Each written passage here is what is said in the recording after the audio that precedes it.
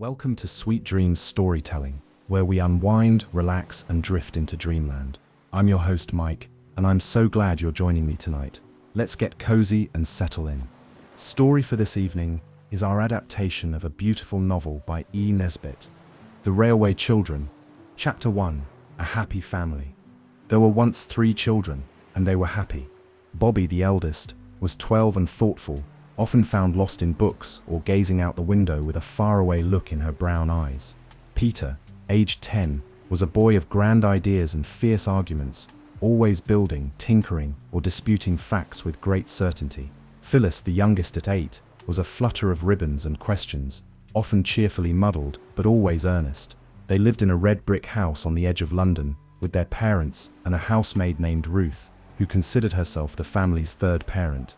To the children, life was full of unremarkable wonders, puzzle maps and meat pies, games on the nursery carpet, and rainy day dramas acted out behind the curtains. Their father worked in a mysterious office full of ledgers and telephones, leaving early each morning and returning in time for supper.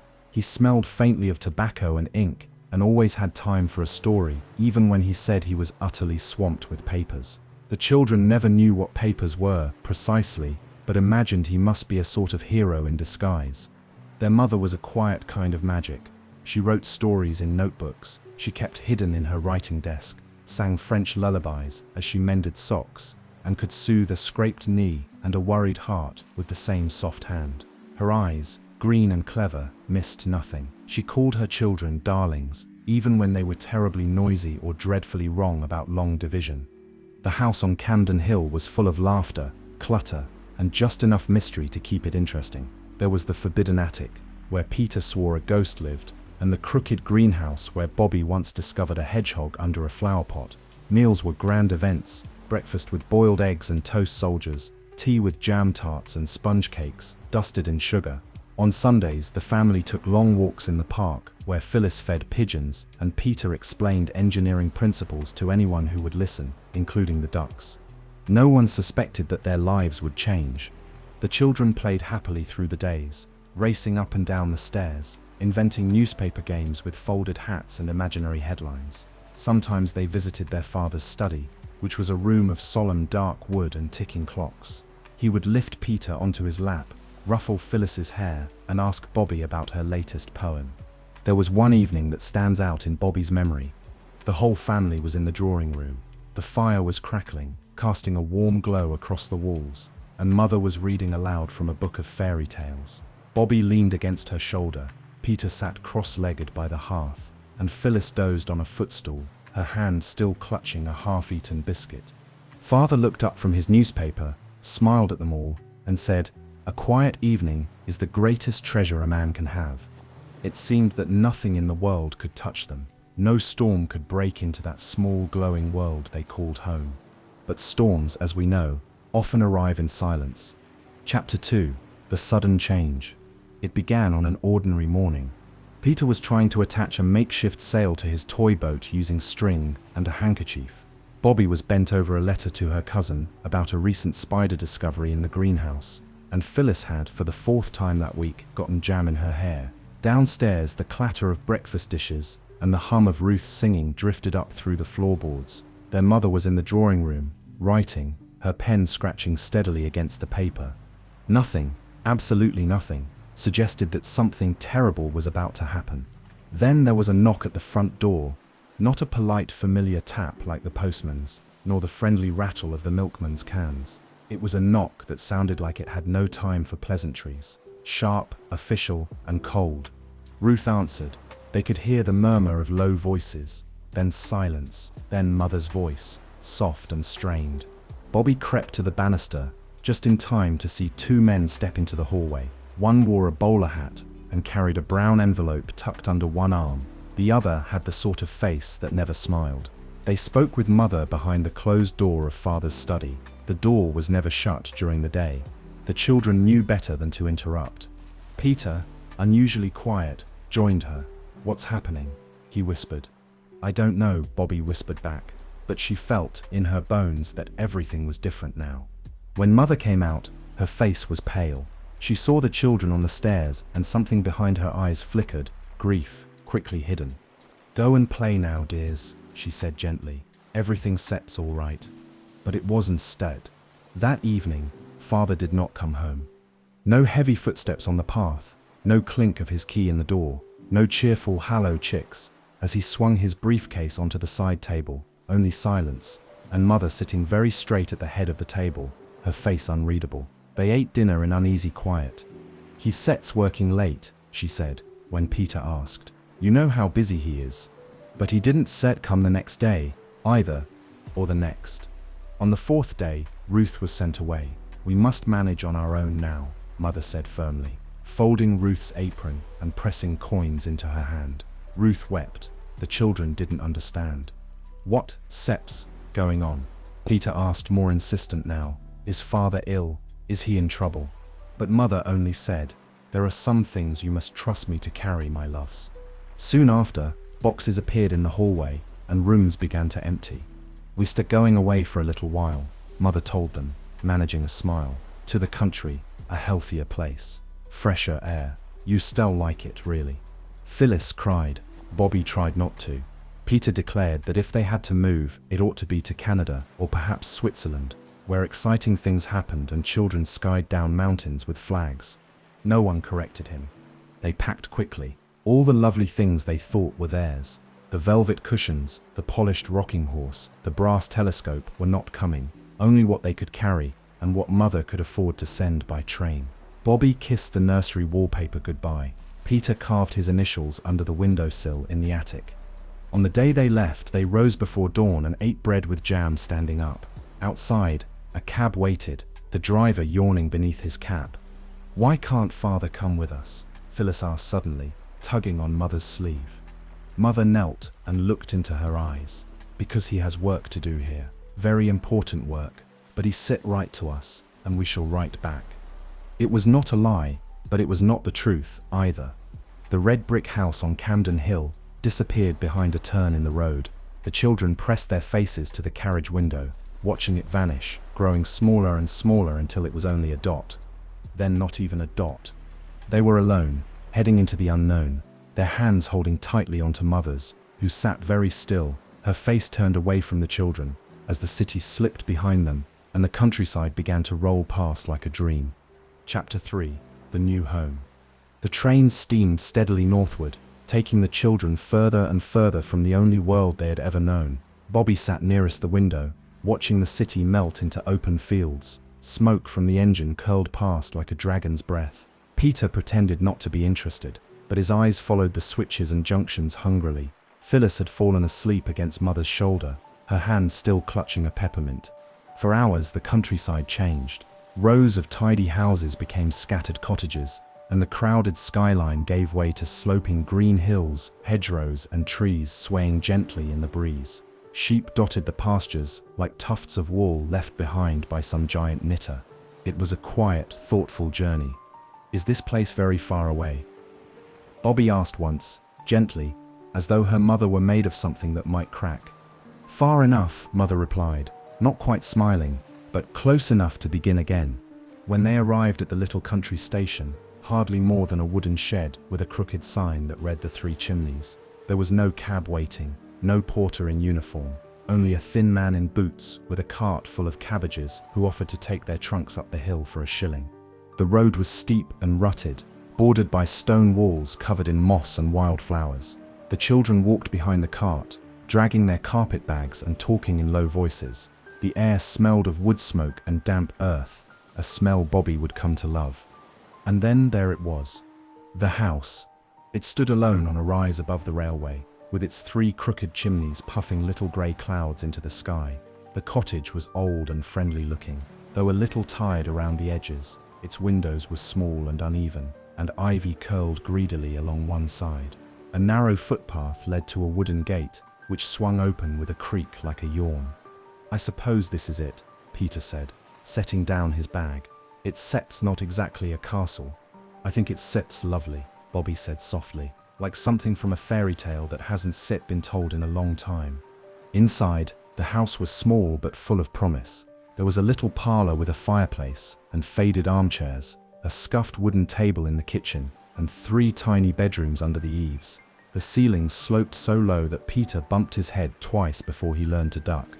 Everything smelled of dust and lavender soap. The furniture was mismatched and plainly second-hand, and some of it wobbled. There were cracks in the plaster and mysterious stains on the ceiling, but the windows opened wide to the countryside, and in the distance you could hear the faint whistle of the railway. "This will be your home for a while," Mother said gently. "Let's try and make it a good one." They set to work immediately, unpacking their trunks and dusting everything that would stand still. Bobby made beds with sheets that didn't quite fit. Peter found a hammer and began repairing a broken drawer. Phyllis, in her enthusiasm, knocked over a broom and was nearly brained by a falling mop. Mother laughed, really laughed, and for a moment it felt like the worst was behind them. That night, after a supper of bread, cheese and apples, they stood at the window in the front room and looked out at the stars. A train passed in the dark, its whistle rising high and lonely above the fields. Its lights flickered briefly against the glass.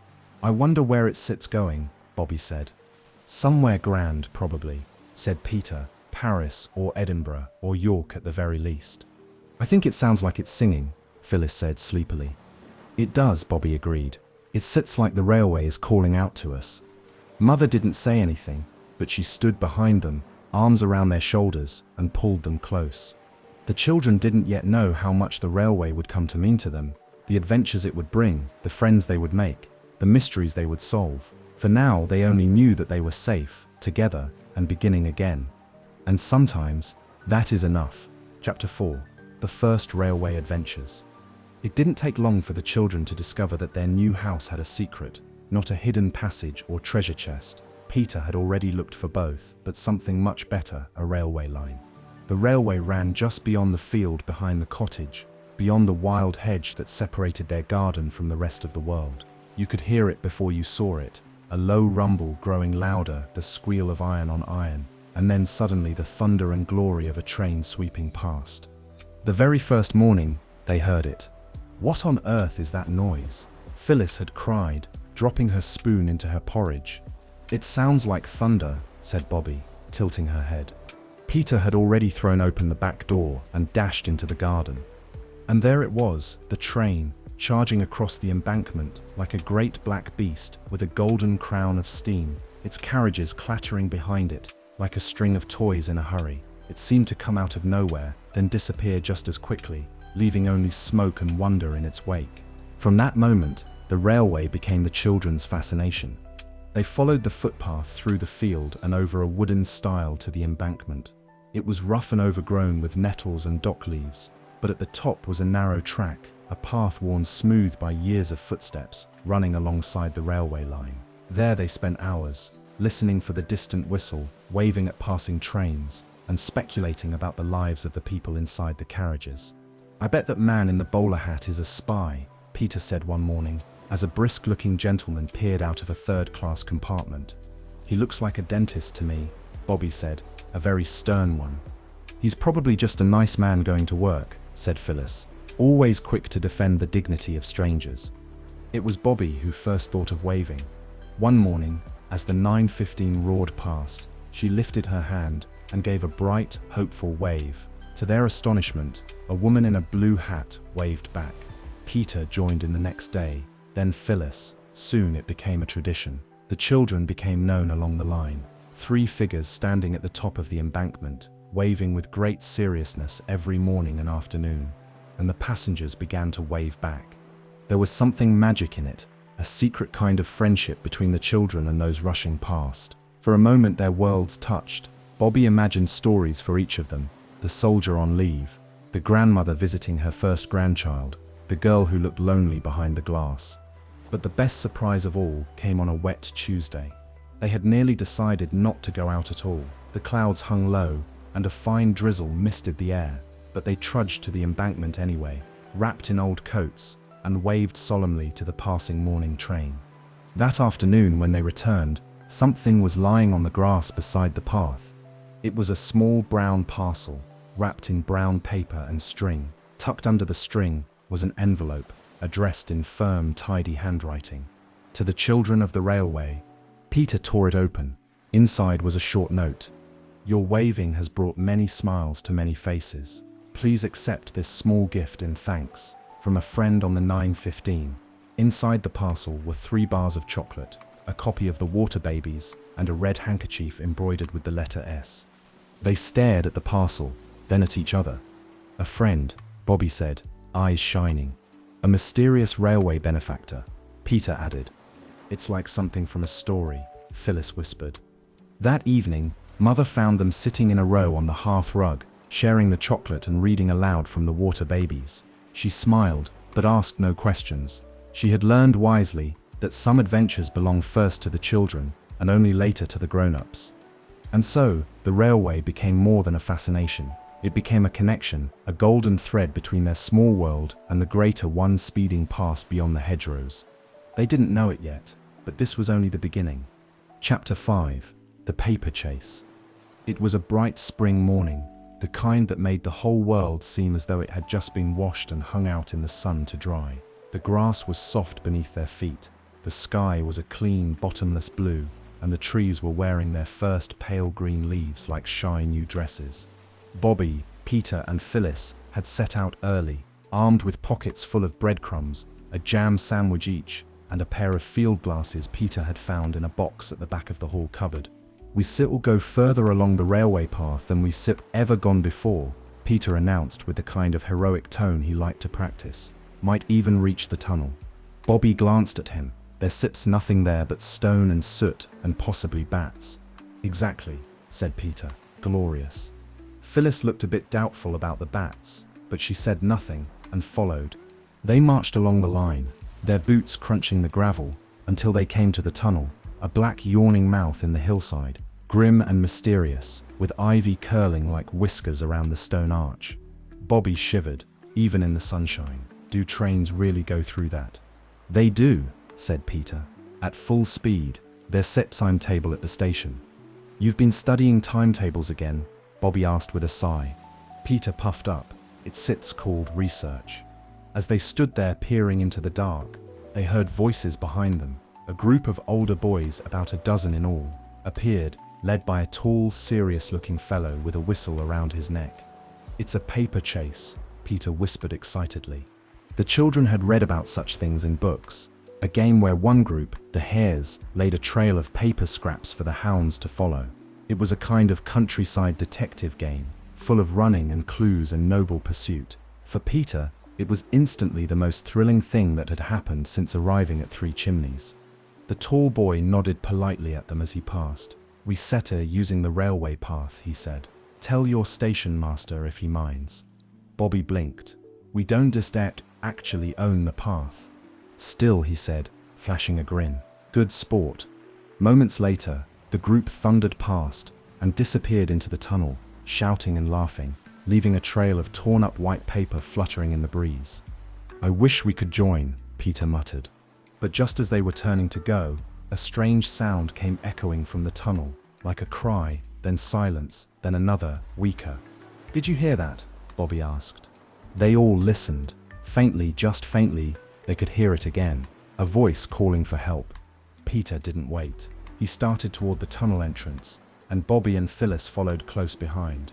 Hello, Bobby shouted, her voice echoing eerily off the stone. Are you all right? From the darkness came a reply. I fallen twisted my ankle. Can move.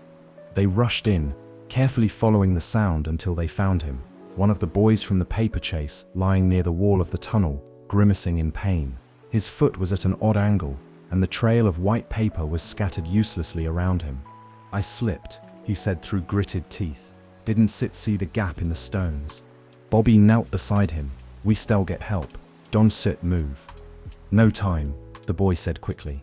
Another train due soon. You've got to stop it. The words hung in the air. Peter went pale. But how? Bobby stood quickly. The red petticoat. Phyllis blinked. What?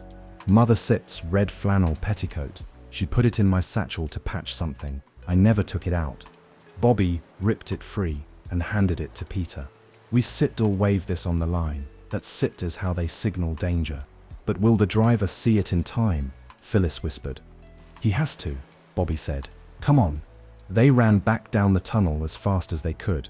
Outside, the railway was silent. But far in the distance they could hear the faint hum of an approaching engine.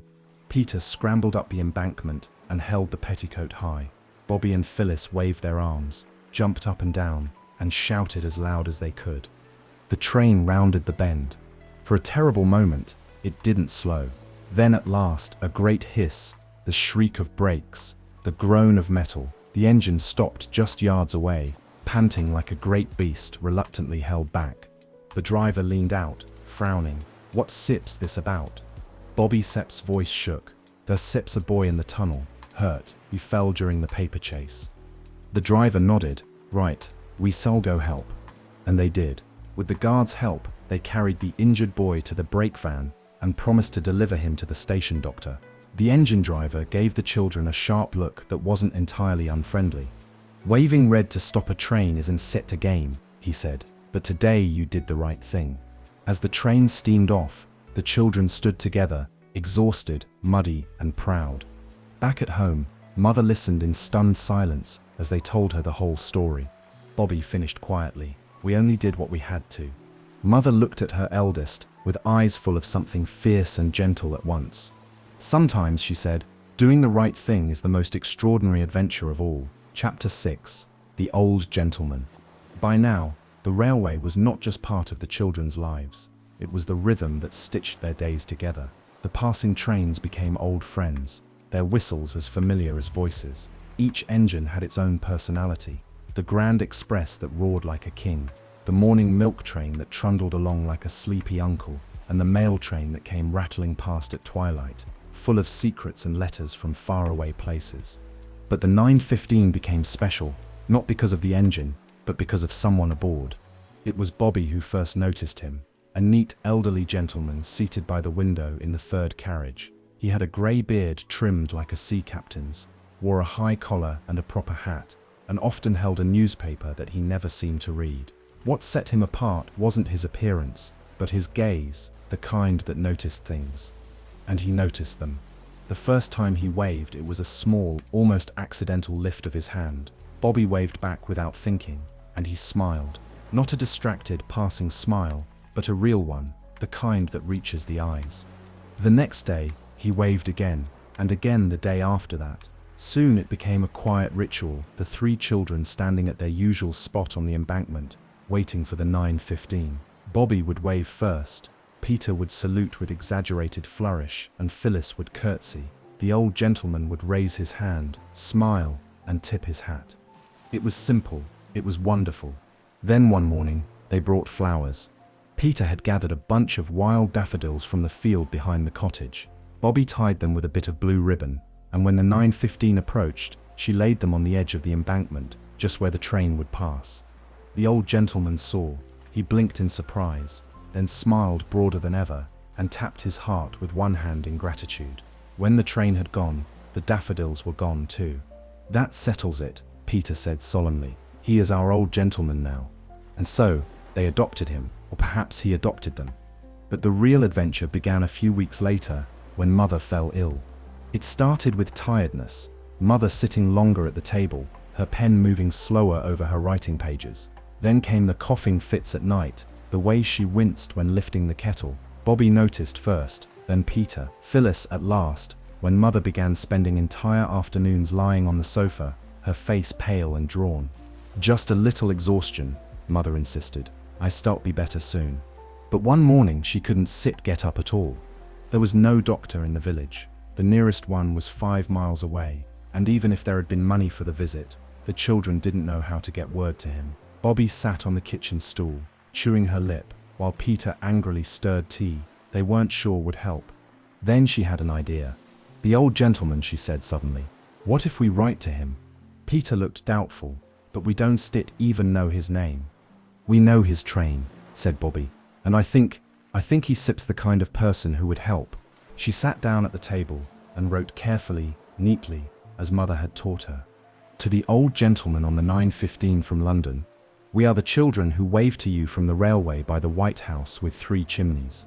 Our mother is very ill, and we do not know what to do. Please help us if you can. Yours truly, Bobby, Peter, and Phyllis." They placed the note inside a large white envelope. wrote "You are gent" in bold letters on the outside, and pinned it to a stick planted near the railway, alongside another small bouquet. Then they waited. That day, the 9:15 slowed as it passed. Not much, but enough. The old gentleman leaned forward, and with great precision, reached out and plucked the envelope from the stick. The children watched breathlessly. The next morning, he didn't say it, wave. Instead, the train stopped. It stopped, right there on the line. From the carriage stepped a well-dressed man with a doctor's bag and a serious face. He walked briskly down the embankment toward the cottage. The children ran ahead, full of relief and amazement. He was kind, quick, and clever. He examined Mother gently, gave her medicine from his bag, and wrote instructions on a folded piece of paper. Then he turned to Bobby and said, "The gentleman on the train sends his warmest regards, and he says not to worry, help will come when you need it." And it did. Later that day, a large basket arrived by special delivery. Inside were eggs, fresh bread, cold roast chicken, oranges, tea, and a bottle of milk with a card tucked in the top. "For your mother's health and your own courage, from your friend on the 9:15. Bobby cried. She couldn't help it. Not because she was sad, but because the world which had once felt so full of closed doors now seemed to hold windows that opened. That night, as Mother slept peacefully for the first time in days, the children sat by the fire with their tea and oranges, feeling warm and full in ways that had nothing to do with food. "He doesn't set even know us," Peter said softly. "But he still helped," Bobby replied. "That sip's what makes it special," Phyllis added, her voice small and dreamy. "Kindness from strangers is the best kind of magic." And they believed it, deeply, completely, because they had seen it for themselves. Chapter 7: Steam and Sacrifice. Mother began to get better. Slowly at first, sitting up in bed for longer each day, then finally moving about the cottage again, pale but smiling. Her voice had a little strength in it, her laughter returned in gentle bursts, and the children tried not to show how closely they watched her, how often they exchanged anxious glances when she coughed. "I'll be myself again soon," she promised. "I only need time and tea." But the recovery came at a cost. The cupboard that held the tea and sugar was not as full as it once had been. The last of the oranges from the old gentleman's hamper had been eaten. The roast chicken was a happy memory, and though Mother never complained, Bobby noticed she quietly took smaller helpings at supper. Money was the quiet ghost in every room of 3 chimneys. It hovered in corners, whispered behind Mother's closed door, and crept into the children's dreams. So Peter tried to do something about it. It started with the stove. One cold morning, he found the firewood pile reduced to a few damp logs. The kindling was gone, and the coal scuttle in the kitchen, once filled every Friday, was now almost empty. "We need more," he said, poking at the stubborn flame that refused to catch. "There is no more," Bobby answered, wrapping her shawl tighter. "Not until next week." "But we'll freeze," Phyllis cried, rubbing her hands together. Peter didn't argue. He just stood still for a moment, thinking in the very serious way he sometimes did. Later that day, he wandered down to the railway yard, just to look around, he said. But what he really looked at were the small piles of coal and coke that lay near the edge of the engine sheds, some of it spilled from bags, some blown by the wind into corners and crevices. Peter knew it wasn't exactly right, but he also knew what coal did to people who were already tired and weak. So he filled a sack, just a little, enough to fill the scuttle and warm the kitchen for the evening. He did it again the next day, and the next. Not much, always the scraps, the pieces no one seemed to need. But someone noticed. It was Mr. Perks, the station porter, a short, square-shouldered man with a moustache like a railway brush and a heart bigger than his boots. He liked the children well enough, and they liked him, but he had a particular respect for doing things the straight way, as he called it. He caught Peter red-handed, stuffing small lumps of coal into his sack behind the water tower. Peter froze. I didn't sict mean." Perks held up a hand. "Don sector tell me you didn't sect mean it. You meant it. I saw you mean it with both hands." Peter stood very still, his face flushed hot with shame. "I sip not stealing for myself," he said. "It sips for Mother. She sips been ill. We sips cold." Perks looked at him for a long time. Finally he sighed. "It sips not for me to judge a boy doing his best for his family. But it is stealing, lad, even if it sets for a good reason. Peter Sepp's head dropped. And still tell your mother, Perks said gently. Peter looked up in alarm. Please don't sit. Wouldn't Step be right not to, Perks said. She needs to know, but maybe we tell her together. That evening, Peter told her. He stood in front of the kitchen fire, his eyes on the floor. Bobby and Phyllis watched in silence as he explained, his voice trembling only once. Mother listened. When he finished, she was quiet for a long time. Thank you for telling me, she said at last. Peter couldn't look at her. She knelt down beside him. I know you were trying to help, but when we do wrong things for the right reasons, they sit still wrong. Peter Sepp's lip trembled. I just didn't want you to be cold again. Mother pulled him into her arms. Neither did I. But promise me, next time you are afraid, or don't know what to do, you come to me first. He nodded against her shoulder. Later that week, something astonishing happened.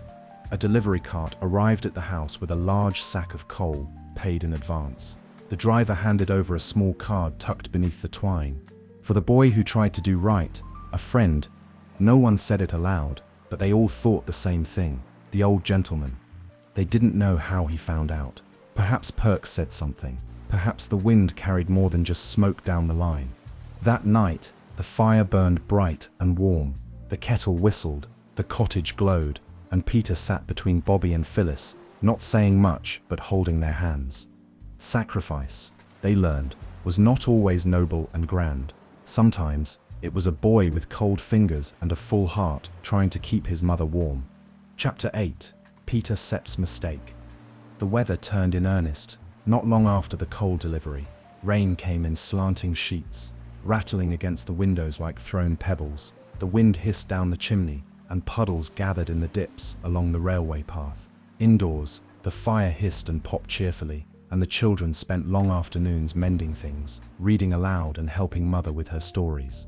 Still, the question of fuel remained a quiet worry in Peter's mind. One generous delivery, even from the mysterious old gentleman, would not last forever. It was during one of these rainy days that Peter made his mistake. It wasn't a big, loud mistake, not the kind that smashes windows or breaks bones. It was the quiet kind, the kind that starts with a choice that doesn't feel wrong until it's already too late. He had gone to the station to visit Mr. Perks, as he often did, mostly under the pretense of checking on things. In truth, Peter admired the bustle of the station yard, the hissing steam and clanking iron, the businesslike way the porters moved, and the vast, unknowable world the trains touched. Perks had stepped away to deliver a parcel, and Peter wandered near the coal storage again.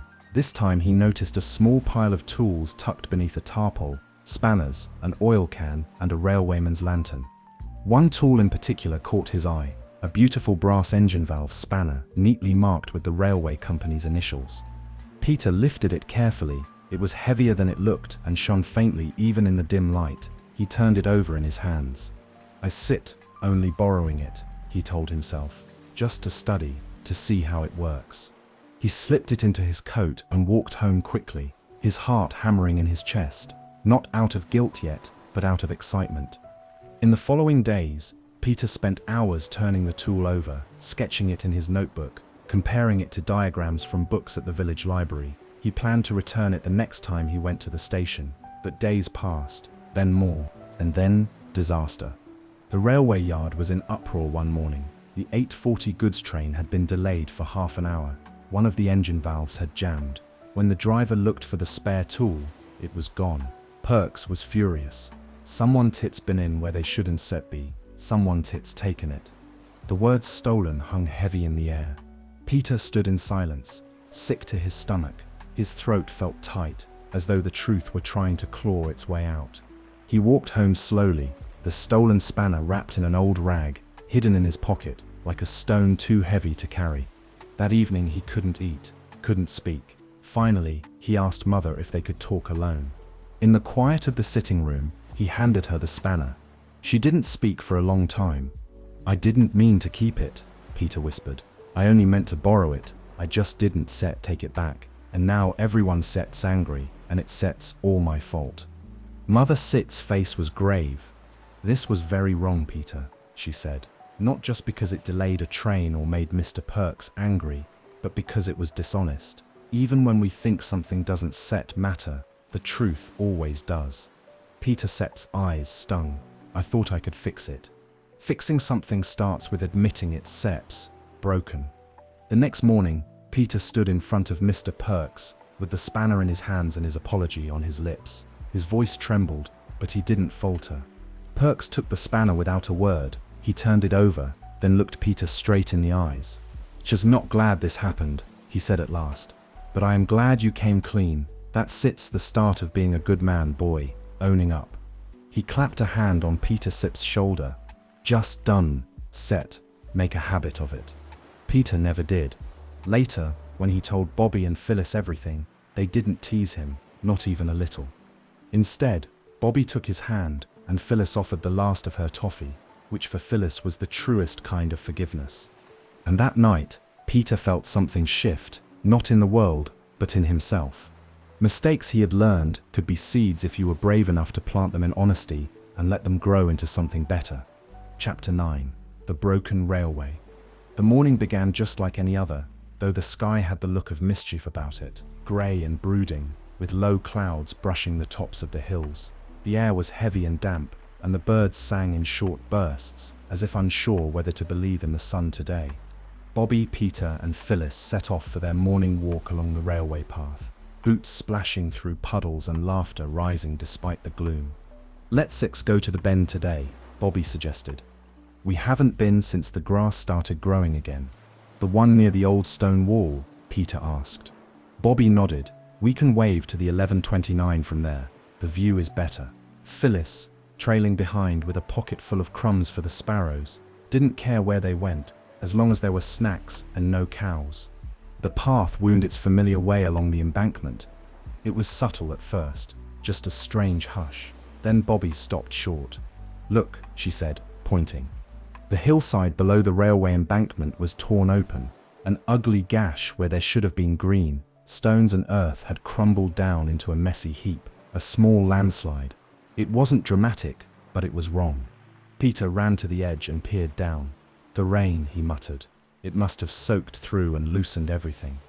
Bobby Sepp's face went pale. The 1129. It could derail. Peter Sepp's eyes widened. Estelle hit this bend at full speed. Phyllis gasped. "We have to do something." Peter Sepp's mind raced. "We need to signal them, warn them somehow." "White means all sips well," Bobby recited. "Green means proceed with caution. Red means danger." "But we dunnot have red flags," Phyllis said, "or flags of any kind." For one brief second, they all stood frozen, the air thick with urgency. Then Bobby grabbed at her waist. "My petticoat," she said. "Mother's old red flannel, the one she let me wear under my skirt for warmth." In a flurry of motion, she slipped it off. Peter pulled out his penknife and quickly cut it into 3 long strips. They each took one. "Stand apart along the bend," Peter instructed. "Wave hard. Dunna stop, no matter what." They scrambled into position, Peter furthest down the track, Phyllis nearest the tunnel, and Bobby in the middle. And then they heard it. The low, distant rumble, the faint tremor of something immense, alive and unstoppable. Bobby's heart thudded in her chest. She raised the red cloth high and began to wave with all her might. So did Peter. So did Phyllis. The train came closer, its whistle sharp and bright. It didn't slow down. The children waved harder, shouting now. The red fabric whipped in the wind. Bobby felt her arms aching. The train roared toward them, its black engine billowing steam, the iron wheels shrieking. Then, at last, a great hiss, a scream of brakes, a spray of sparks from the rails. The engine slowed, slower still, slower, until the wheels groaned to a stop just yards before the broken track. For a long, stunned moment, the air was still. Then the engine driver leaned out of his cab. His face was ashen, his mustache trembling. "What the devil?" Peter ran forward, breathless. "The track sips broken. Their sips a slide just past the bend. You stit have crashed." The driver scrambled down, followed by the fireman and the guard. They inspected the damage. There was no doubt without the warning, the train would have plunged straight into the landslide, derailing on the soft earth. The guard shook his head. Could sit been a disaster? and these children saved us." The driver looked at Bobby and her torn petticoat. "You lot ought to be given medals." Bobby blushed. "We just did what we had to." They were invited aboard the train, just for a few minutes, where the passengers clapped and thanked them. One lady insisted Bobby take her handkerchief as a keepsake. A businessman patted Peter on the back. Phyllis, shyly hiding behind the driver's seat, was handed a peppermint. Later that afternoon, the children returned to Three Chimneys, weary but triumphant. Mother listened in disbelief as they told the story. "You risked your lives," she whispered, clutching them close. "But we saved other lives," Peter said. "Lots of them. And the railway," Phyllis added proudly, "will never forget us." And she was right. A week later, a letter arrived on proper railway company stationery, announcing that the children would receive a formal commendation for their bravery. There would be a mention in the newspaper, and a visit from the railway director himself. But more than medals or praise, what mattered most to the children was this, that in the moment of greatest danger, they had stood firm together, waving their bright red warnings into the face of disaster.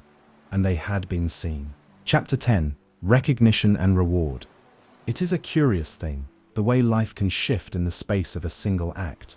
Just a week earlier, Bobby, Peter, and Phyllis had been three children in worn boots and patched clothes, living quietly at Three Chimneys, known only to the station porter, the postman, and the cows in the nearby field. Now they were heroes. The story of the children who stopped the train had spread as quickly as smoke on the wind. It began with whispers at the station, then moved to the nearby villages, and finally found its way into the morning edition of the Daily Chronicle, tucked between the political news and an article about prize-winning marrows. Peter saved the clipping, carefully folded, and placed in his notebook. Bobby read it aloud to Mother, her voice trembling with pride. Phyllis insisted the best part was being described as the youngest of the trio, brave and quick-thinking, though she also liked the word commendable, even if she didn't know exactly what it meant. Then came the letter. It arrived one Tuesday morning in a square cream envelope with a wax seal and an official railway crest embossed in gold. Mother opened it with her letter knife and read it silently, her eyes widening. "Well," she said after a pause, "you has been invited to tea with the director of the Northern and Western Railway Company." The children stared. "To tea?" Phyllis asked. "With a director?" "In his office at the Central Station," Mother said, smiling. "He wishes to thank you personally." Peter turned pink with excitement. "Will there be sandwiches, the little triangle kind?" "I expect there may even be cake," Mother replied. "But that sip's hardly the point." Bobby was quiet. "Do you think the old gentleman will be there?" Mother Six's expression softened. "He may have had something to do with this." The day of the visit came, bright and golden. The children wore their very best, Bobby in her blue dress, with the hem finely mended, Peter in his cleanest trousers, and the shirt with only one missing button, and Phyllis in a white pinafore tied with a ribbon that kept slipping sideways. They rode the train to the city, watching the fields flicker past with unspoken anticipation. At the main station, a porter met them and led them through a maze of corridors until they reached a polished wooden door with a brass plaque. Mr. Henry C. Winthrop, Director. Inside, the office was full of shining wood, ticking clocks, and maps crisscrossed with train lines like veins on a leaf. Behind the desk sat a man with kind eyes and a tidy beard. "Ah," he said, rising to greet them. "The little railway heroes." They shook hands awkwardly, and Phyllis curtsied so deeply she nearly toppled over. Mr. Winthrop motioned to a low table where a tray of tea, sandwiches, and a glorious sponge cake waited beneath a glass dome. But first, he addressed them seriously. "You prevented what could have been a terrible accident," he said. "Your quick thinking and courage not only saved a train, but perhaps many lives." Peter sipped, his eyes widened. "We didn't really think, sir. We just did it." "That's often how courage looks," the director replied. Bobby Sip's voice was soft. "We didn't want anyone to get hurt."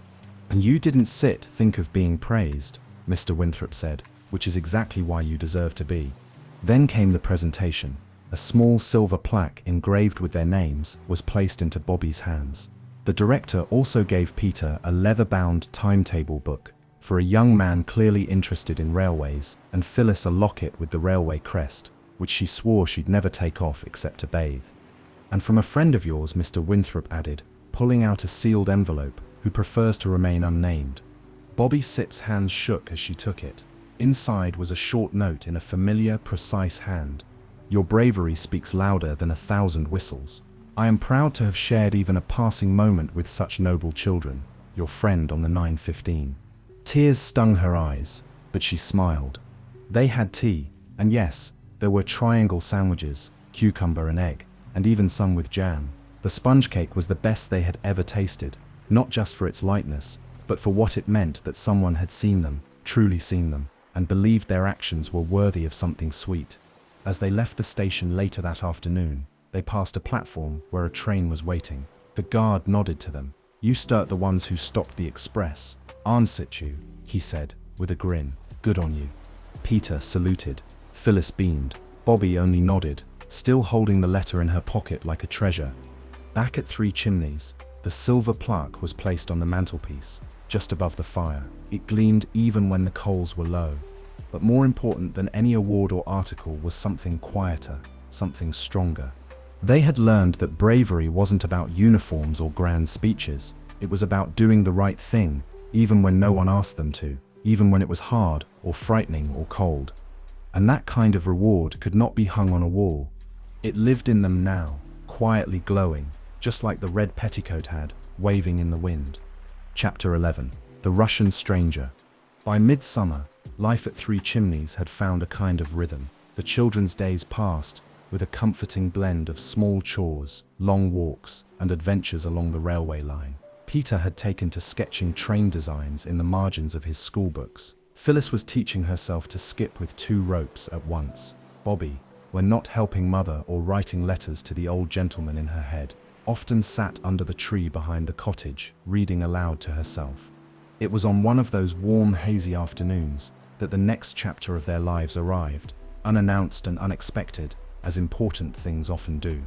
The children had gone down to the canal path, where the reeds grew tall and the water swirled gently past.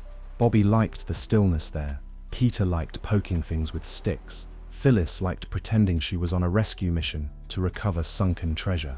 They were not expecting to find a man, thin, pale and shivering, half collapsed beside the water, his clothes torn and his eyes wild with fear. Peter spotted him first. There's someone there, he said, dropping his stick. Bobby approached cautiously. Are you hurt, sir? The man looked up, startled. His face was gaunt and drawn, and when he tried to speak, the words came in broken English, heavily accented. Please, I no want trouble. I only rest. Bobby crouched beside him. You look ill. I cold. No food. 2 days. Peter Sick's face hardened. He's sick, starving. Phyllis stepped forward, tugging a half loaf of bread from her bag. She had meant to save it for later, but now she pressed it into the man's hands without hesitation. He took it slowly, reverently, as though it were a miracle, and ate in small, shaking bites. Where did you come from? Bobby asked gently. He looked up, and his voice quivered. Russia, I walk, I hide, long time. There was a moment of silence. You said you're a refugee, Bobby said quietly, the words suddenly feeling heavier than it had in the books she set read. You ran away from something. He nodded once. From prison. The children Sit's eyes widened. But I know crime, the man said quickly, alarmed by their expressions. I write words. Truth. They not like truth. Peter was silent, but his mouth formed a hard line of understanding. Bobby gently took the man's arm. You must come with us, she said. Our mother will know what to do. Mother listened carefully as they helped the man to the cottage. He sat wrapped in a blanket, his hands still trembling. When he told his story again, slowly, carefully, in better English than they'd expected, her eyes softened but never once judged. He was a writer, a scholar. His words had challenged those in power, and for that he had been arrested, beaten, and imprisoned. He had escaped through snow-covered forests, survived on crusts and kindness. He had come to England because he believed it to be a place of reason, a land where justice lived. My name is Szczepański, he said quietly. Nikolai Ivanovich Szczepański. Mother did not hesitate. You still stay here until we find you proper help. He looked at her as if she had offered him the sun. Thank you, he whispered. You are good people. Phyllis beamed. We try very hard. Over the next few days, the cottage became quieter, more watchful, not out of fear, but out of respect. Szczepanski spent most of his time sleeping or writing softly in a small notebook Peter gave him. He spoke little, but when he did, it was with a kind of fierce gentleness that made Bobby want to listen forever. Mother sent letters to organizations in London, people who might help refugees, or speak the language, or know what could be done. Bobby watched the postbox like a hawk. At last a reply came.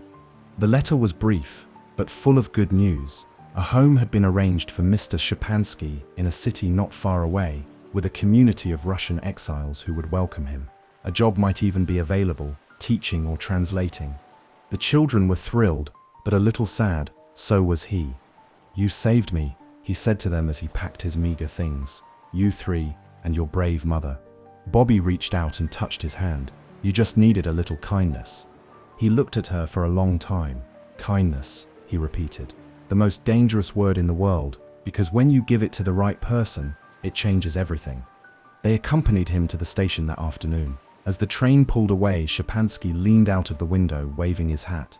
Bobby blinked hard. Phyllis sniffed. Even Peter cleared his throat a little louder than necessary. That evening, as the sky burned orange over the fields, the children sat by the railway once more. "So many stories pass through here," Bobby murmured. Peter nodded, "and we sit part of them now." Phyllis held the red locket she always wore. "Do you think we still ever see him again?" "Maybe not," Bobby said, "but I think he'll never forget us." They sat in silence as the 9:15 whistled far off in the distance. Sometimes the most powerful journeys are not made by trains, but by hearts learning how wide the world really is and how much difference a little kindness can make. Chapter 12. Mother Sepp's Manuscript. The days after Mr. Szczepanski's departure seemed quieter somehow. Not sad exactly, but subdued, like the air after a thunderstorm. The children went about their routines, still playing and exploring, still waving at the 9:15, but they had grown a little more thoughtful. They had seen how lives could change in an instant, through war, injustice, or a simple act of compassion. It left them with a deeper understanding of their own small corner of the world. Yet even in that small corner, things weren't easy. Their mother was well again, or at least well enough to return to her writing, but the strain of managing everything alone and without income still pressed heavily on her shoulders. It was Bobby who noticed it first. She saw the way Mother's hand lingered on the back of her neck when she was tired, how her brow creased over a page that wasn't going right, how the light in her eyes dimmed slightly each time the post arrived without a reply from a publisher. Because yes, Mother was writing, every spare moment, every quiet afternoon, long into the evening, sometimes, when she thought the children were asleep.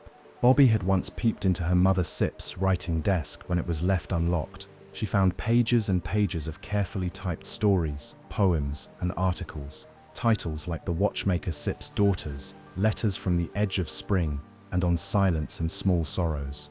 Each piece carried a kind of quiet strength, much like Mother herself, but no one seemed to want them. Peter, who had been rummaging in the postbag one morning, ostensibly to look for train timetables, pulled out another brown envelope and handed it over. Mother opened it without ceremony. Regretfully, not suitable at this time, she read aloud, her voice light, but her fingers trembling. Then she smiled. "Well, we keep trying." But Bobby had seen something Mother didn't want them to see. That evening she gathered her siblings in the little room they called the study, though it held only an old desk, 2 wobbly chairs, and a bookshelf full of mostly second-hand paperbacks. "I want to help Mother," Bobby said. "So do I," Phyllis chimed in instantly. "But how?" "We can write stories," Peter said, "and we certainly can get them published."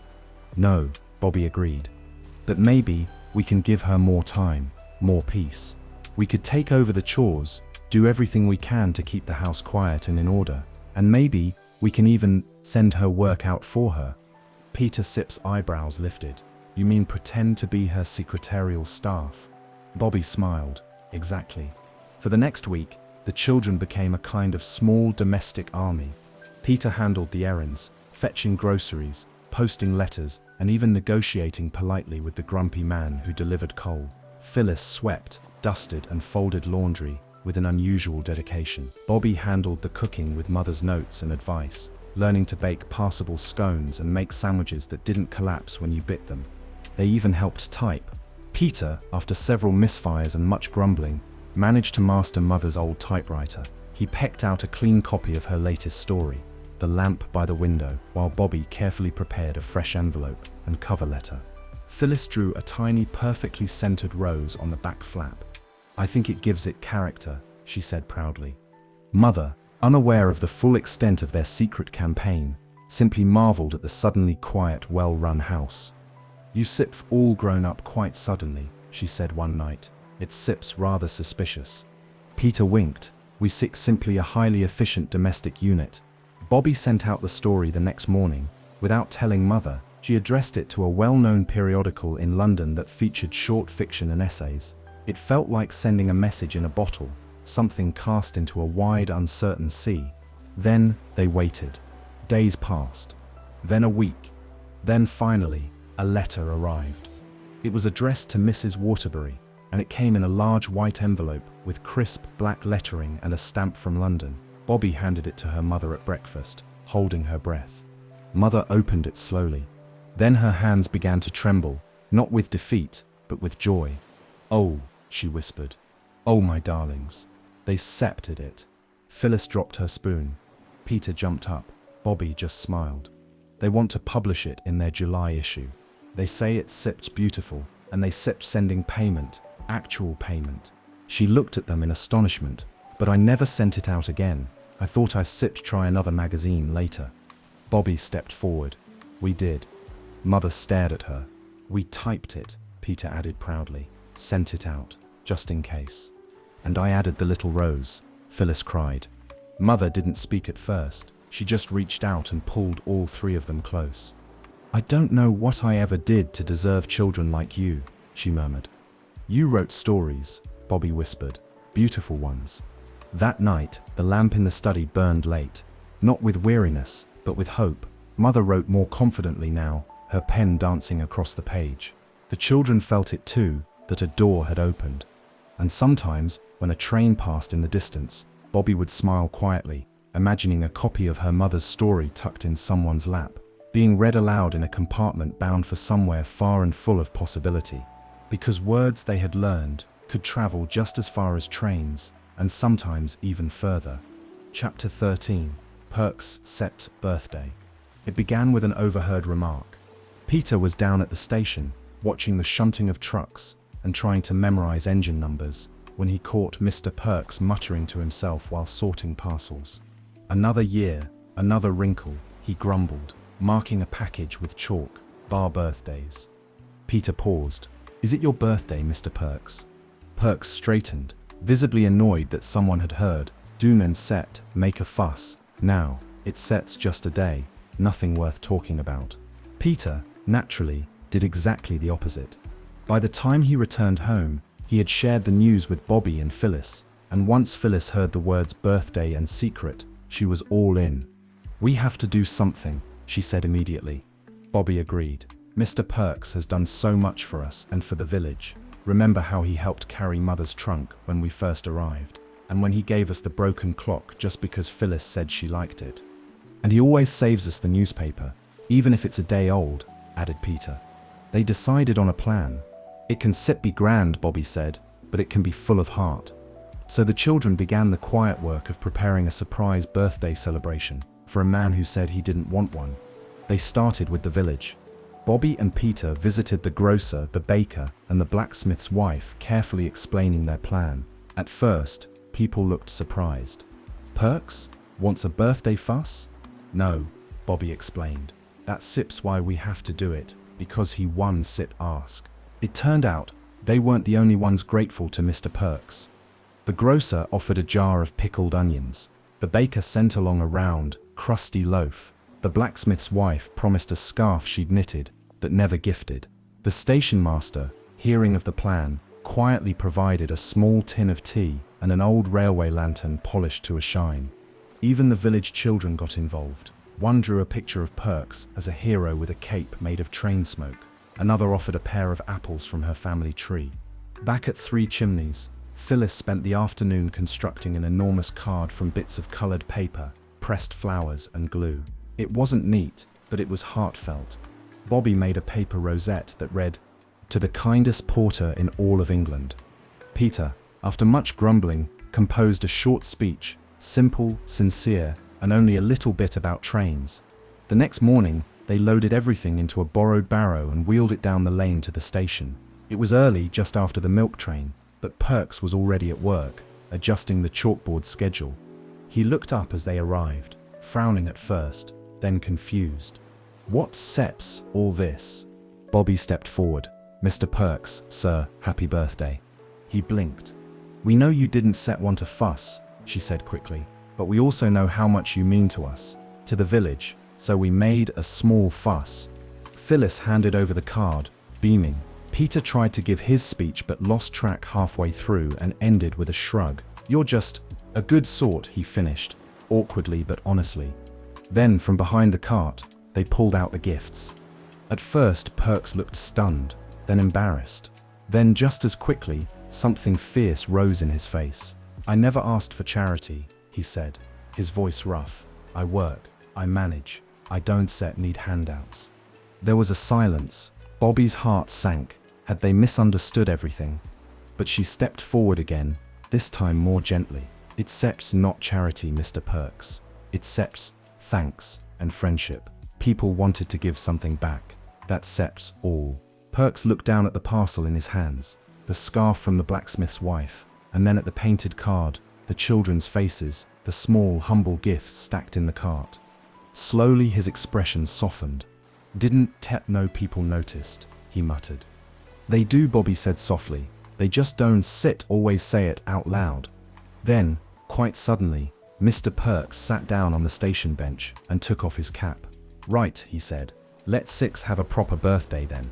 They ate the bread and pickles right there on the platform, sharing tea and laughs as the morning trains passed in the background. Phyllis played conductor with Peter's help, using a rolled-up newspaper as a whistle. The station master even allowed them to climb onto a disused trolley and take turns pretending to be cargo. Mr. Perks, wrapped in his new scarf, looked happier than any of them had ever seen him.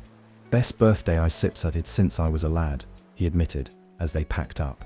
"Didn't know how much I needed it, until you lot came around with your ridiculous cart." That evening, the children walked home glowing with pride. "I think sometimes people don't realize how much they matter," Bobby said, "until someone tells them." And I think Peter added, that giving gifts is almost better than getting them. Phyllis yawned. "It's nice when both happen at the same time." They reached Three Chimneys just as the sun dipped behind the hills, turning the sky gold and soft. And somewhere they knew Mr. Perks was still smiling. Chapter 14. Peter and the Engine Driver. Of the three children, it was Peter who had always been the most enchanted by the railway's engines, not just the trains as a whole, but the engines themselves. The sleek black bodies, the gleaming brass, the hiss of steam and shriek of the whistle. It was, to Peter, a kind of living machinery, a dragon made of iron and fire, and he loved every part of it. He could identify different models by the sound of their pistons alone, and his bedroom was littered with sketches of gears, funnels, and crude blueprints of dream trains, with names like the Thunderbolt and Iron Majesty. So when Mr. Perks pulled him aside one Thursday afternoon and said, "How'd you like a ride in the engine cab tomorrow?" Peter almost dropped the parcel he'd been helping to carry. "A ride," he whispered. "In the cab of the 10:04. Jack the driver said he's got no objections, and your mum gave the all clear, but only if you behave like a gentleman and don't touch anything shiny." Peter could hardly sleep that night. His mind was filled with wheels and levers and billows of steam. He even polished his boots and tried to brush his hair, though it rebelled as always. He told Bobby and Phyllis with grave formality, as if he were announcing he'd been made Prime Minister. "Don't fall out," Phyllis warned with a giggle. "I won't sit," Peter replied solemnly. "I shall be dignified and composed." The next morning, Peter stood beside the 10:04 on the platform, wearing his best jacket, and the borrowed red neckerchief Mr. Perks said was engine driver protocol. Jack the engine driver was a big man with soot on his sleeves, a squint from years of sun and steam, and a kind grin that softened the lines in his weathered face. "You're the lad who loves the line, eh?" Jack said, reaching out a hand. "Climb aboard." The cab was hot, noisy, and filled with more valves, wheels and handles than Peter could have imagined.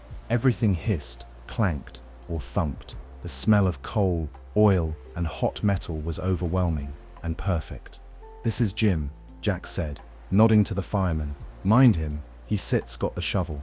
Jim gave Peter a nod and went back to stoking the fire, sending up a swirl of golden sparks. As the train pulled out of the station with a lurch and a triumphant blast of the whistle, Peter held onto the rail with both hands and grinned so wide it nearly cracked his face. The countryside rolled past in flashes, fields, trees, flashes of sheep and distant rooftops, but Peter scarcely noticed. He was watching everything Jack did, how he adjusted the regulator, how he leaned out the cab at crossings, how he read the signals like a language only a few could understand. Jack let Peter blow the whistle once, and Peter nearly wept with joy. "Being an engine driver," Peter said over the roar, "must be the best job in the world." Jack laughed. "It's not all whistles and waving, lad. It's hard work, long hours, cold in winter, hot in summer. You break your back on these things. But there's sits pride in it." Peter nodded. "You control everything. You carry people's sips' whole lives." Jack looked at him, a little surprised by the seriousness in his voice. "Yums have got the right idea. It's a responsibility." Peter didn't speak again for a while. He just watched and listened, and for the first time he began to understand that engines weren't just magnificent machines. They were trust and duty and purpose. Back at the station, as the train hissed to a stop and passengers bustled off with umbrellas and briefcases, Peter reluctantly climbed down from the cab. His face was smudged with soot and glowing with pride. Jack clapped him on the back. "You sturt welcome any time, lad. Might make a railway man of you yet." "I hope so," Peter said, eyes shining. Bobby and Phyllis were waiting at the gate. "You're filthy," Phyllis exclaimed with admiration. "Best morning of my life," Peter replied. At home he told Mother everything. She smiled through his enthusiastic retelling and said, "I hope when you grow up you still love trains this much, but also that you still use that love to do something good." "I will," Peter promised. "I want to build them, design them, or run a railway properly, maybe even make them safer." Mother kissed his head. "Then this ride has taught you more than just how to blow a whistle." That night, Peter carefully drew the cab from memory, every valve and pipe, every dial and bolt, but in the corner of the page, he added something new, a small caption in his neatest handwriting. "Machines matter, but so do the hands that guide them." He folded the sketch and placed it in his keepsake box under the bed, where he kept only the most important things. And somewhere in the distance, a whistle sounded against the night sky, calling not just trains but dreams. Chapter 15, The Secret in the Past. It had begun with a name that wasn't spoken. For a long time, the children had accepted their father's absence as one accepts a sudden change in the weather, without understanding, but with quiet endurance. Mother had never explained where he had gone, or why his letters came so seldom. She spoke of him gently but sparingly, as if his name were a thread that might unravel everything if tugged too hard. But Bobby had begun to wonder. She had always been observant, more so since they moved to the country, where there were fewer distractions and more time to think. She noticed how Mother's face clouded when the post was late, how she once hid a letter from the children and tucked it deep in her sewing basket, how she looked long and silently at Father's photograph on the mantel when she thought no one was watching. It was a Thursday afternoon when the first thread tugged loose. Bobby had gone to the station to fetch a parcel. Mr. Perks had stepped away to help unload something heavy from the luggage cart, and Bobby, waiting by the office door, heard voices through the cracked window. Two railway men were talking inside. Such a shame. Worked in government, didn't he? Some sort of spy business, they say. Or at least that sets the whisper in London. Framed, maybe, but he sits still behind bars, poor devil. His family seps in the village aren't seps they. That woman with the children, always quiet, respectable, can seps imagine what it seps like. Bobby Sip's heart froze. She stood still for a moment, utterly still, then turned and walked home in silence, the parcel under her arm forgotten. That evening, she said nothing, but she could barely sleep. Words echoed in her head. Behind bars, framed, spy business. The next day she made a quiet decision. She waited until Mother had gone into the village, and then went to the writing desk. It was never locked anymore. She searched gently, respectfully, until she found the letters tied with ribbon, tucked under pages of old manuscripts. She didn't read them all, only the topmost one. My darling, there's hope. My solicitor says there is talk of a reinvestigation. Evidence may be found. I know I've told you not to speak of it to the children, but Bobby is clever. If she asks questions, do not punish her for it. It was signed simply Charles. Bobby put the letter back exactly where she had found it. She went outside and sat on the stone wall behind the cottage. The wind picked up in the trees, and she could hear the faint sound of the railway in the distance. So it was true. Her father was not away on business, not ill in a distant hospital, not on secret government work that could not be explained. He was in prison, and Mother had known. All this time, Bobby pressed her hand to her mouth, not because she was angry, but because it was all too big to hold at once, like trying to carry an ocean in her arms. And yet, deep down, a strange clarity came to her. Her father was innocent. She believed it, completely, with her whole heart. And that meant someone, somewhere, had the power to help. That night, long after the others had gone to bed, Bobby lit a candle and wrote a letter. Not to her father, not to her mother. To the one person who had always listened without being asked. The man who had sent help when Mother was ill, who had sent a doctor, food, coal, and kindness. The man on the 9:15. Dear old gentleman, I hope you will forgive me for writing directly. I do so only because I do not know who else to ask. I have learned something about my father, something very hard to hear. I believe he has been wrongly accused of a crime and is being held in prison. My mother has tried very hard to keep it from us, but I know now, and I cannot forget it. I do not ask for pity, only help. If you know anyone in London who could look into his case, who might have influence or information, I beg you to ask them. My father is a good man. We love him very much. Yours in deepest hope, Bobby Waterbury. She sealed the envelope with shaking hands and walked to the embankment just before dawn, the grass damp with dew. She left the letter pinned beside the path where the old gentleman would see it. Then she went home, crawled into bed beside Phyllis, and lay awake listening to the morning train thunder past. She didn't know what would come of it, but she had done what she could. And sometimes, doing what you can is how hope begins. Chapter 16. Truth and Letters. After Bobby sent the letter to the old gentleman, something changed. Not outside, where the hills remained green and the trains kept to their time, but within her. She felt a quiet tension beneath her skin. Not anxiety, exactly, but the ache of hope, fragile and uncertain, like a candle struggling to stay lit in the wind. She told no one what she had done. Not Peter, not Phyllis, and certainly not Mother. But each morning, as the 9:15 rumbled past, Bobby stood a little straighter at the top of the embankment, her eyes searching the third carriage for the familiar face of the old gentleman. He always looked straight ahead, not smiling, not waving. Days passed, then a week. Bobby began to wonder if her letter had reached him at all. Perhaps the wind had taken it. Perhaps he had read it and dismissed it. Perhaps it had simply asked too much. But then, one morning, a reply came. It was waiting on the garden gate, an envelope pressed gently beneath a stone, as if someone had placed it there by hand. Bobby saw it first. Her fingers trembled as she unfolded the note. Dear Miss Waterbury, I received your letter. I must confess it brought both sorrow and admiration. Sorrow for the burden you've carried in silence, and admiration for the bravery it took to write what you did. I have made inquiries. I cannot promise outcomes, but I have contacted people who have influence in the appropriate places. Your father's case is being looked at again, with fresh eyes. I believe you are correct. Truth has been misplaced, and perhaps now it can be restored. Hold to hope. I will write again. Yours, an old friend. Bobby pressed the letter to her chest and ran through the house, past the kitchen, where Mother stood peeling carrots, straight up the stairs and into her room. She shut the door and sat quietly on the floor. She had done it. Something was happening.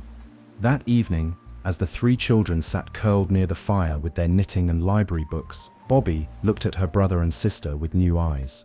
They still didn't know. She wanted to tell them. She almost did.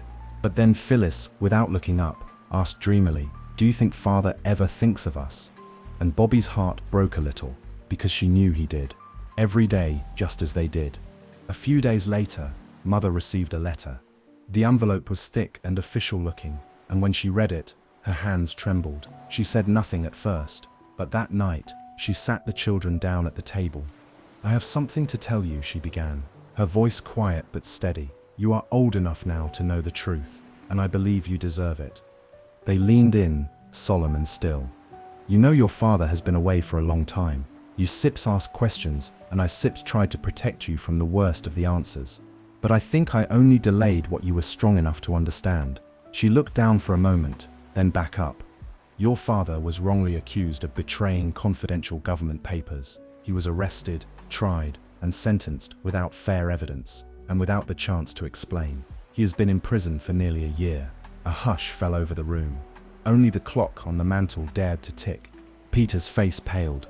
Phyllis blinked in confusion. Bobby said nothing. She only reached for her mother's hand. "I believe he will come home," Mother said at last. "There are people looking into his case now, important people. They believe a mistake was made." Peter found his voice. "But why didn't you tell us?" "Because I thought it would hurt you more than the silence," Mother whispered. "Because I didn't want you to carry a weight you didn't earn." "And now?" Bobby asked softly. "Now," Mother said, "I realize you've been carrying it anyway." There were tears that night, but they were not bitter. They were cleansing, like the first spring rain after a long, silent winter. Phyllis sat in Bobby Sepp's lap and whispered, "I always knew something was wrong. I just didn't know what to call it." Peter stared at the fire and said, "If I could punch the man who put him there, I would." Bobby only said, "He Sips coming home. I know it." The next morning, Bobby wrote another letter to the old gentleman. "Dear friend, my mother told us everything. I think she always meant to. Thank you for helping her be brave, and for helping us hold on to something we didn't even know we were allowed to hope for. If my father comes home, it will be because you listened. With more thanks than I can put in a letter, Bobby." The letter was left on the embankment, and this time when the 9:15 passed, the old gentleman did wave.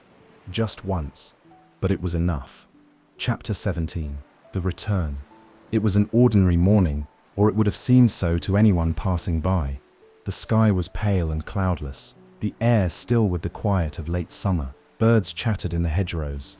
A butterfly danced above the railway embankment. Bobby, Peter, and Phyllis stood in their usual place, waving to the 9:15 as it clattered past. But inside Bobby, everything was different. She had not said it aloud, but she felt it, like a change in the air before a storm, a shift, something unseen, but near. Every sound seemed sharper, every moment slower. It was as if the whole world were holding its breath. That morning, after breakfast, Mother had received a telegram. Bobby saw it, slipped through the door by the boy from the station. She saw the way Mother opened it with hands that weren't quite steady, saw how her eyes widened, then softened. She did not cry, but she sat down slowly and closed her eyes, as though something heavy had finally lifted from her chest. When she opened them, she looked at Bobby. "There sits someone coming," she said. "To the station, a train at noon." Bobby Sip's heart leapt. Mother took her hand. "I think you should go alone." She didn't dare explain further. She didn't need to. The walk to the station felt like a dream, too bright, too quiet, every detail etched in her memory before it had even happened. The track shimmered in the sunlight. The grass was warm beneath her shoes. Her legs felt like they were carrying someone else's body. When Bobby arrived, the platform was nearly empty. Only Mr. Perks stood there, polishing a lantern, his cap pulled low. He glanced at her, nodded once. "Train Sips on time." She nodded back, unable to speak. Then, the whistle. Far away, faint, but real. Her breath caught. The train came into view, a black and silver snake uncoiling itself along the tracks, steam rising in soft plumes. It slowed, wheels screeching gently, and came to a full stop with a hiss and a sigh. The doors opened. People stepped out, an old woman with a basket, a man with a suitcase, a young boy holding his mother's hand. But not him. Bobby's heart began to pound. Then, at the far end of the platform, a man stepped down. He was tall, thinner than she remembered, a little grayer around the edges. His hat was in his hand, his coat too loose. But his eyes, they were her father Sip's eyes. Bobby didn't move. She couldn't see it. He saw her. He smiled. And then she ran as fast as she could, faster than she had ever run before. Her breath came in sobs, her feet flying, her arms pumping. She didn't care who saw, didn't care if she fell, didn't care that the world was spinning. She only knew one thing. Daddy, my daddy, oh my daddy. He caught her in his arms, and she clung to him as if the whole world might disappear again if she let go. I knew you sit come, she whispered. I never stopped trying, he replied, voice thick with emotion. Never once. They walked home together, hand in hand, slowly, not needing to speak. The fields seemed brighter, the sky deeper, even the birds sang more sweetly. When they reached the cottage, Peter and Phyllis were in the garden, playing some game with a stick and a boot. They turned and stopped still, eyes wide. Then they were running too. Mother stood in the doorway, her hands pressed over her mouth, eyes shining. He stepped forward, and she stepped into his arms. And for a long moment, no one said anything at all. They didn't need to.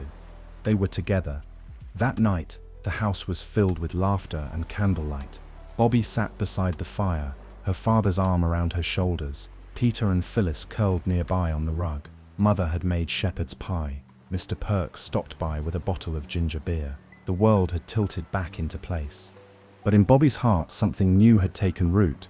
Not just joy, but understanding. She had learned that love was not just a feeling, it was an act, a waiting, a hoping, a fighting for someone kind of love, the kind that crosses silence and time and locked doors, and wins. Chapter 18, A Family Reunited. The days after Father's return passed in a kind of golden haze, like the last days of summer when everything feels suspended in warm light too precious to name. At Three Chimneys, the ordinary now felt extraordinary. Toast at breakfast, the sound of Father's deep voice reading aloud in the evenings, the creak of the front door opening, and knowing who it would be. No longer a memory, no longer a photograph. He was home.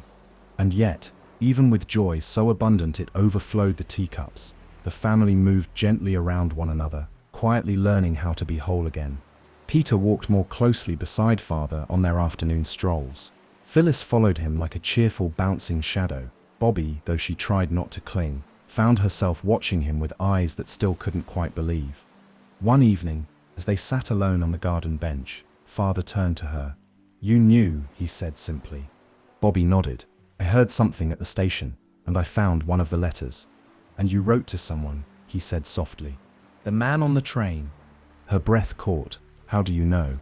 He smiled, because he wrote to me, told me about a letter from a girl who believed her father was innocent, and who would not rest until the truth had a voice. Bobby Sepp's cheeks flushed, but she met his gaze. I had to try. And because you did, Father said, you brought me home. The official news came a few days later in a smart envelope with a government seal. The charges against Father had been dropped. A formal apology was promised. There would be inquiries, reviews, letters written behind the scenes. But none of that mattered as much as this. He was free. His name would be cleared. He would be given back his work and his dignity.